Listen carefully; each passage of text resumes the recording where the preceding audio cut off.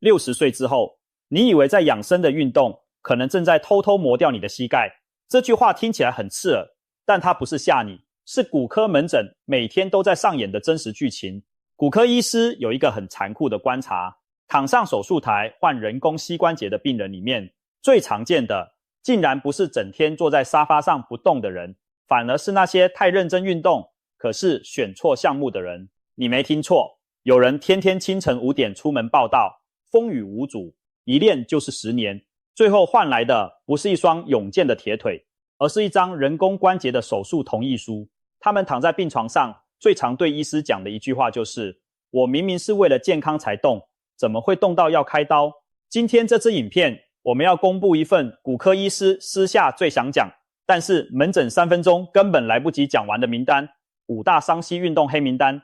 我们会从第5名一路倒数到第1名。先跟你预告一下，第5名是一个你每天出门都躲不掉的动作，它伤膝盖的程度比上楼梯还要凶。第4名是这几年健身房最流行的动作，年轻人做是练肌肉，长辈做错角度，膝盖的压力直接翻好几倍。第3名就是标题讲的那一个，很多长辈心目中的养生之王，山友听了可能会不服气，但是门诊的数字不会骗人。第2名是社区活动中心最热门，音乐一放大家就跟着动起来的课。那第1名呢？第1名不是爬山，也不是跑步，它是一个你以为最温和、最安全，根本不觉得是运动的动作。医界估计90%以上的长辈天天在做，做的当下完全没有感觉，等到膝盖开始痛、开始肿，软骨往往已经磨掉一大半了。除了这份黑名单，今天还会一次讲清楚4件事。护膝的红榜运动有哪3项？痛了才休息，这个观念错在哪里？护膝到底要怎么挑才不会白花钱？还有最后的压轴，一位骨科医师自己私下的1周运动菜单，看完你就会知道，天天在开刀房看尽坏膝盖的专家自己是怎么保养膝盖的。所以请你一定要看到最后，因为第1名揭晓的时候，你很可能会倒抽一口气，然后回头想想，这个动作自己是不是已经默默做了340年。在开始倒数之前，先花2分钟带你认识膝盖里面那个最珍贵也最可怜的东西——关节软骨。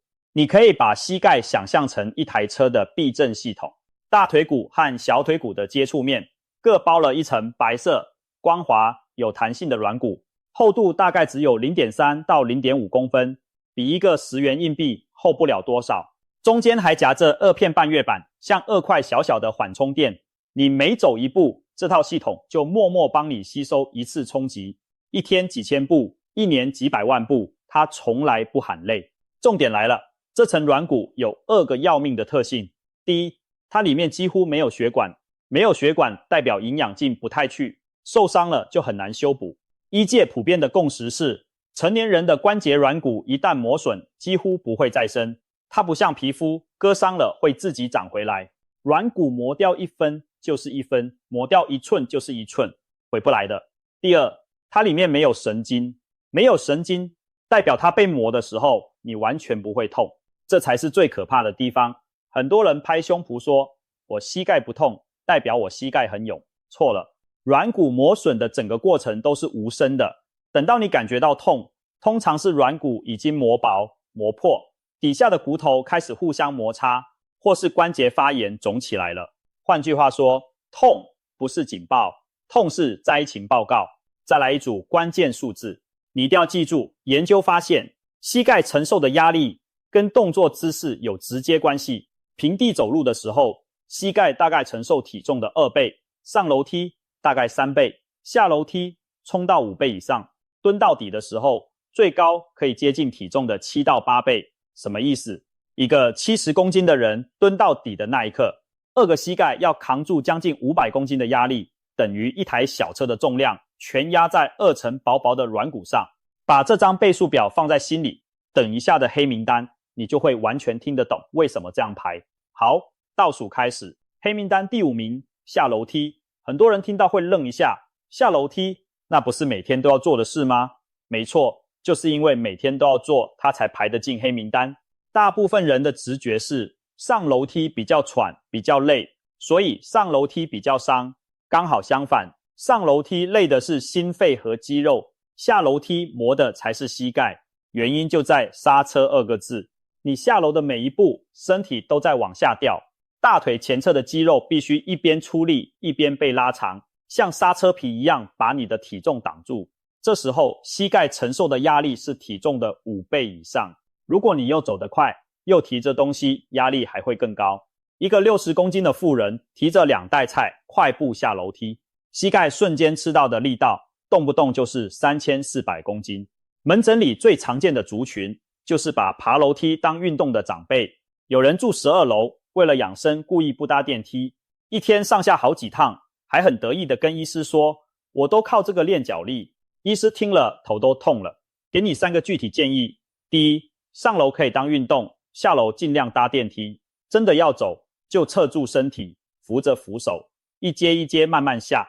第二，下楼的时候，让比较不舒服的那只脚先下，好，脚留在上面那一阶撑住。第三，膝盖已经在痛的人，下楼请把速度放到平常的1半。记住一句口诀：上楼练心肺，下楼吃软骨。讲完第5名，接下来第4名是一个这几年被捧上天的动作。很多长辈看网络影片跟着做，结果做出一身问题。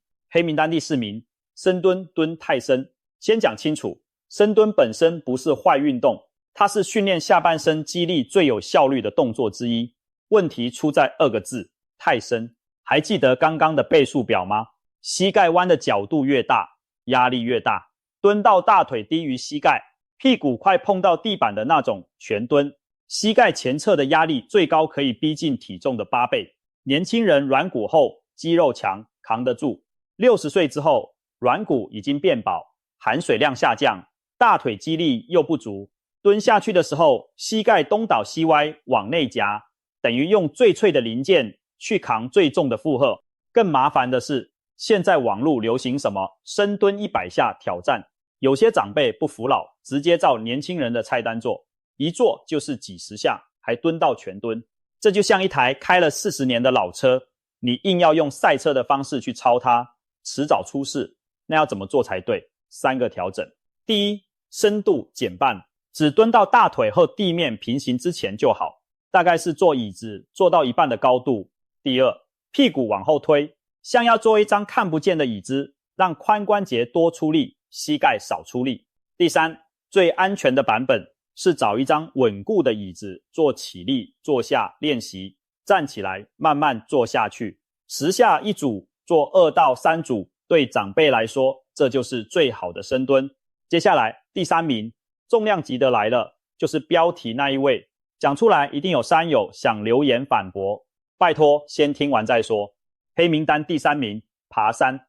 我知道爬山的好处一大堆，心肺变好，晒太阳补维生素 D， 森林里空气好，还有一群山友互相激励，对心情对三高都有帮助。骨科医师并没有要全盘否定爬山，医师反对的是60岁之后还把爬山当成唯一的天天做的主力运动。为什么？3个理由。第一，上坡时膝盖压力大约是体重的3倍，下坡更凶，比家里的楼梯还可怕。因为山路的落差高低不一，有时候一步要跨下40-50公分，膝盖吃到的冲击大得多。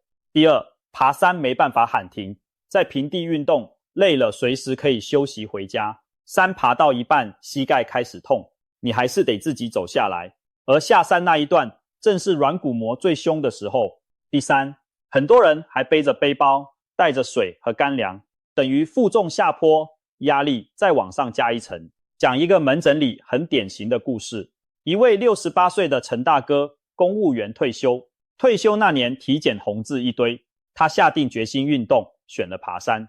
一开始真的很有效，血压变漂亮，体重掉了5公斤，他越爬越有信心，从1周2次变成天天报到，还专挑陡的路线，觉得越陡越有练到。大概过了1年，他发现下山的时候膝盖内侧会酸，他想说运动哪有不酸的，继续爬。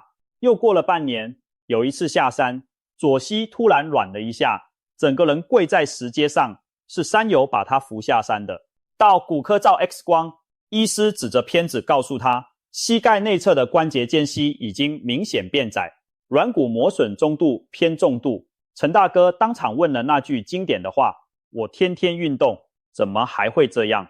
医师回他：你不是运动不够，你是运动过头，而且选错了项目。这句话送给每一位天天爬山的朋友。那爱山的人怎么办？不用戒掉，改规则就好。第一，频率降下来，1周1到2次，让软骨有时间喘息。第二，路线选缓坡，避开连续陡下的路段。第三，一定要用登山杖，而且要用2支。研究发现，正确使用登山杖可以帮下肢分掉大约2-3成的压力，等于帮膝盖请了2个保镖。第四，下山走之字形，步子放小，或者更聪明一点，上山用走的，下山搭接驳车，把最伤的那一段直接跳过。好，接下来第2名，场景从山上拉回社区活动中心，就是音乐一放，大家就跟着跳起来的那种课。黑名单第2名，高冲击的跳跃型有氧，包括跳有氧舞蹈、跳绳，还有节奏很快的土风舞、广场舞。注意，关键字是跳，只要是2只脚同时离地，在落地的动作，落地那一瞬间，膝盖吃到的冲击可以达到体重的好几倍。年轻人跳没事，因为他们的软骨像全新的避震器，肌肉反应又快，落地瞬间会自动帮忙缓冲。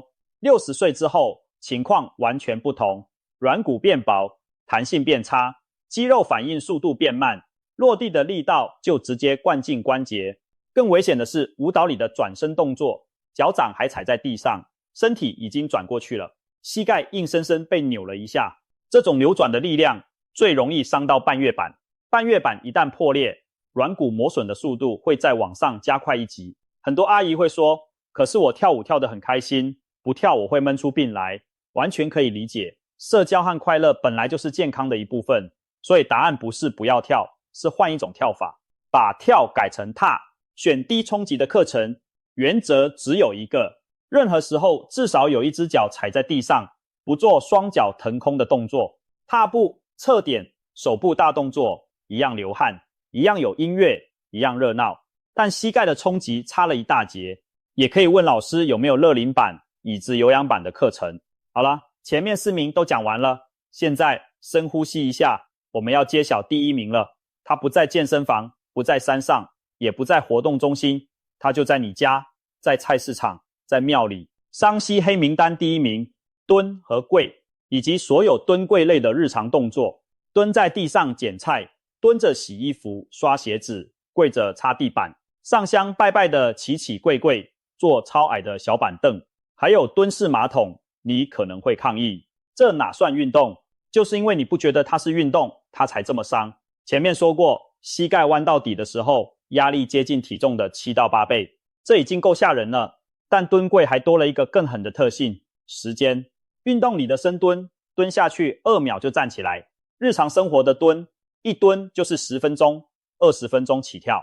软骨就像一块海绵，平常靠关节液的进进出出来获得养分。你长时间把它压到底，等于把海绵踩在脚底下不放，关节液进不去，养分断供，压力又最大，这是双重打击。想想这些画面你熟不熟悉？菜市场里蹲在菜摊前面挑菜杀价，一蹲就是半小时；骑楼下蹲着洗一大盆衣服；过年前跪在地上擦地板、刷浴室瓷砖；初一15到庙里跪下起来再跪下。医界估计9成以上的长辈每天至少做其中一项，而且一做就是一辈子。这就是为什么门诊里有那么多从来不运动的家庭主妇，膝盖却磨得跟登山客一样凶，因为他们每天都在做世界上最伤膝盖的动作，只是从来没有人告诉他们。再讲一个案例，一位65岁的林阿姨，家庭主妇，不爬山，不跑步，不跳舞。她一直觉得膝盖退化跟她八竿子打不着，但她有3个习惯：每天蹲着手洗衣服，每周跪着擦2次地板，家里用的是老式蹲式马桶。60岁那年开始，她蹲下去要扶着东西才站得起来，站起来的瞬间膝盖会咔一声。她想说年纪到了正常啦，拖了3年才去看医师，一照 X 光，2边膝盖都中度退化，右边还积水，抽出来一大管黄黄的关节液。他跟医师说的第一句话是：我又没有在运动，怎么会坏得比别人快？医师只问他一句：你一天蹲多久？他回家认真算了一下，吓到了，加起来超过2小时。所以第一名的解法不是叫你不做家事不拜拜，是把姿势整个换掉，给你5个立刻可以改的方法。第一，捡菜，洗衣不要蹲，搬一张高度到膝盖以上的椅子坐着做。第二，擦地板改用长柄拖把站着擦，真的必须跪垫后跪垫，而且每5分钟就起来走一走。第三，家里的蹲式马桶有能力就改成坐式，或加装马桶增高座和扶手，这笔钱比一副人工关节便宜太多了。第四，拜拜的时候，庙里有拜垫就用膝盖不好的人用鞠躬代替跪拜，心意到了，神明不会怪你。第五，戒掉小板凳，家里椅子的高度以坐下去膝盖大概弯90度为标准。记住一句话，蹲下去的每1分钟，软骨都在被你自己的体重斩压。黑名单讲完了，但影片还没完，接下来的红榜才是真正能救膝盖的部分。护膝红榜第一项，游泳含水中运动，水有浮力，人站在胸口深的水里，膝盖承受的重量只剩下陆地上的2-3成，等于一下水就瞬间减重几十公斤。在水里走路、踢水、抬腿，肌肉照样有练到，关节却几乎零冲击。这是骨科医师公认对膝盖最友善的运动。不会游泳完全没关系，水中走路就很够了。在游泳池里来回走20到30分钟，大腿会酸，膝盖不会痛。怕冷的人选温水池，现在很多运动中心都有热淋时段，人少水温又刚好。红榜第2项，骑脚踏车，包括家里的固定式健身车，踩踏的动作圆滑，没有冲击，而且膝盖规律的弯曲伸直，就像帮关节做按摩，促进关节液流动，把养分带进软骨里。重点只有一个，坐垫一定要调够高，坐垫太低等于边骑边深蹲，反而伤膝。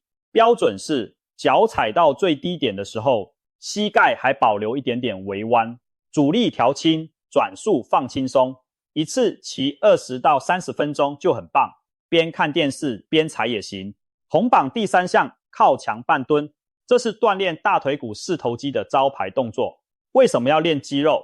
因为大腿肌肉就是膝盖的天然护膝，肌肉有力，走路下楼的冲击会先被肌肉吸收掉一大部分，软骨的负担就变小。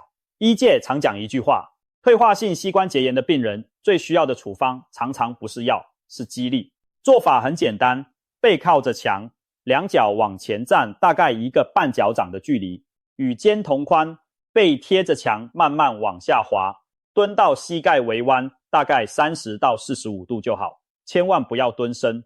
停在那里撑20到30秒，感觉大腿前侧酸酸的，那就对了。站起来休息一下，重复5到10次。看电视的广告时间就可以做，一天做2轮，1个月后你走楼梯就会有感。接下来破解一个要命的迷思，痛了再停就好。前面讲过，软骨没有神经，它被磨的时候不会痛，所以痛了才停，等于火烧到眉毛才去找灭火器。正确的观念有3条。第一，运动中如果膝盖出现刺痛，突然软脚或是卡住的感觉，立刻停下来，这不是撑过去就好的酸，这是结构在抗议。第二，学会隔天检查法。今天运动完，如果隔天早上膝盖又肿又痛，代表昨天的量超过了，下次直接减半。第三，酸和痛要分清楚，大腿肌肉的酸是好事，是肌肉在变强，膝关节里面的痛是坏事，是关节在受伤。还有，每次运动前一定要热身5到10分钟，原地踏步，慢慢抬腿，膝盖轻轻绕圈，让关节液先分泌出来润滑，就像老车冬天要暖车一样，天气冷的时候，热身时间拉更长，穿长裤保暖，关节温度够，润滑才会好。另外补充一个很多人忽略的护膝大绝招，减重。研究发现，走路的时候膝盖承受的压力大约是体重的2到3倍，意思是你只要减掉1公斤，膝盖每走1步就少扛大约3公斤的负担，一天走5000步，累积下来就是少扛1万多公斤的压力。门诊里很多膝盖痛的长辈，认真减了3公斤之后，痛感就明显改善。这一招比吃任何保健品都实在，而且免费。再来讲护膝辅具怎么选，不然很多人钱花了却买错款。市面上的护膝大致分3种，第一种保暖型，就是一圈弹性布套，功能是保暖含轻微加压，适合膝盖怕冷、天气一变就酸的人，日常活动戴。第二种支撑型，两侧有弹簧条或支架，能帮膝盖分担侧向的力量，适合要爬山、要走长路，或是膝盖已经退化不太稳的人。第三种髌骨加压带，一条绑在膝盖骨下方，适合下坡或上下楼时膝盖前侧会痛的人。挑选记住3个原则：尺寸要合，太紧会影响血液循环，戴到小腿发麻就是太紧。时机要对，运动时、长时间行走时戴，回到家就脱掉，千万不要24小时戴着，戴整天肌肉会偷懒，反而越来越没力。心态要对，护膝是助手，不是主角，真正的主角永远是你自己的肌肉。顺便提醒鞋子，选鞋底有缓震、抓地力好的健走鞋，鞋底磨平了就换，不要舍不得。一双好鞋就是膝盖的第一层避震器。最后公开一位资深骨科医师自己的1周运动菜单，他本人也60多岁了，门诊开刀2头忙，膝盖却顾得好好的。周1、周3、周5早上快走30分钟，走平路，穿缓震鞋，走完做靠墙半蹲5次。周2、周4骑固定式健身车30分钟，或是去游泳池做水中走路。周6跟老朋友去郊山健走，只挑缓坡，带2支登山杖，下坡刻意放慢。周日完全休息，只做伸展和直腿抬高，躺着把腿伸直，抬高45度，停5秒再放下。10下一组，做3组。你看出重点了吗？第一，项目轮流换，不让膝盖连续2天承受同一种压力。第二，肌力和有氧并重，一半练心肺，一半练护膝的肌肉。第三，一定排休息日，因为软骨的保养和身体的修复都是在休息的时候进行的。天天操，神仙也挡不住。讲到这里，顺便回答2个门诊里几乎天天被问到的问题。第一个问题，膝盖蹲下去会咔咔响，是不是快坏了？答案是，如果只有声音，完全不痛也不会肿，多半是肌腱或关节面滑动的声音。先不用太紧张，但可以当成身体给你的提醒，该开始练肌力了。如果声音伴随疼痛、肿胀或是有卡住、软脚的感觉，就不要拖，去给骨科检查。第二个问题，那我吃保健品有没有用？市面上那些产品，医界的看法是，部分的人吃了主观感觉有改善，但他们都没有办法让磨掉的软骨长回来。最有证据的护膝处方，从头到尾就是那3件事：减重、练肌力。换掉伤膝的动作，钱要花在刀口上。先把坐式马桶、好鞋子、长柄拖把买起来，比什么都实际。最后帮你把今天的重点打包成3句话带回家。第一，软骨磨掉就回不来，痛不是警报，是灾情报告，别等痛了才开始保养。第二，伤膝黑名单记起来：蹲跪久压、跳跃落地、爬山下坡、深蹲过身、快步下楼，能改姿势就改姿势，能用工具就用工具。第三，大腿肌力就是你最好的护膝，靠墙半蹲，水中运动、骑车，这周就动起来。现在换你了，黑名单这5项你中了几项？